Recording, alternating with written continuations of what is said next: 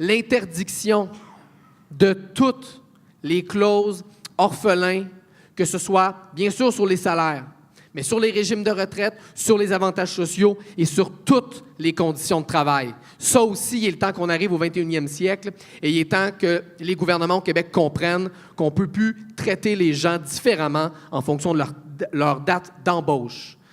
Dernière... Oui, merci. Moi aussi, je trouve que c'est une belle proposition. Et je sais que si cette loi était adoptée, il n'y aurait pas en ce moment une grève à Bécancour pour ABI avec plus, je pense, de 1030 syndiqués de la FTQ. Je sais que Simon Lafarge, Resco, ArcelorMittal n'auraient pas eu ces dernières années à faire des batailles épiques que vous avez gagnées, puis je vous en félicite, mais ça aurait été intéressant de mettre vos énergies ailleurs pour obtenir de meilleures conditions de travail.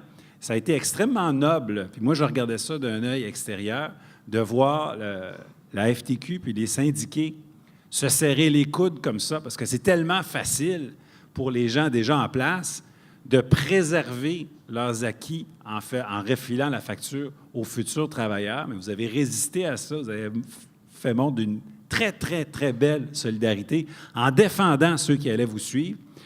Sauf que, avec la loi qu'on veut mettre en place, vous n'auriez plus à faire ça. Vous pourriez faire de vraies batailles pour, non pas vous diviser les coupures, mais bien faire des batailles pour améliorer les conditions de travail de tous. C'est la vision qu'on a à la CAQ. La loi des normes minimales de travail, c'est une loi qui a été introduite et votée par le Parti québécois dans les années 70, qui a été améliorée dans les années 90.